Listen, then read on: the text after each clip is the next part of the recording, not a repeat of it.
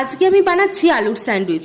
যদিও এটা আলুর স্যান্ডউইচ, তবে খেতে এত ভালো হয়েছিল যে ভাবলাম আপনাদের সাথে রেসিপিটা শেয়ার করি। প্রথমে একটা কড়াতে সাদা তেল দিয়ে তাতে রসুন কুচি, কাঁচা লঙ্কা কুচি দিয়ে একটু ভেজে নিয়ে দিয়ে দেবো পেঁয়াজ কুচি। পেঁয়াজ কুচিটা অল্প একটু ভেজে নিয়ে এর মধ্যে একে একে দিয়ে দেবো ছোট ছোট করে কেটে রাখা গাজর এবং ক্যাপসিকাম।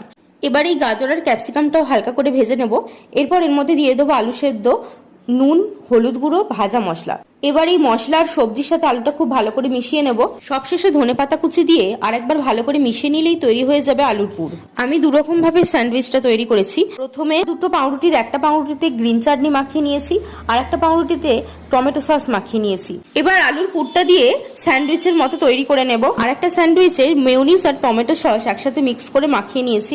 এবার আলুর পুর দিয়ে এটা স্যান্ডউইচের মতো তৈরি করে নেব। দুটো স্যান্ডউইচের দুপিটেই ভালো করে বাটার মাখিয়ে নিয়েছি। এবার একটা তাওয়াতে দুপিট ভালো করে ভেজে নিলেই তৈরি হয়ে যাবে আলুর স্যান্ডউইচ।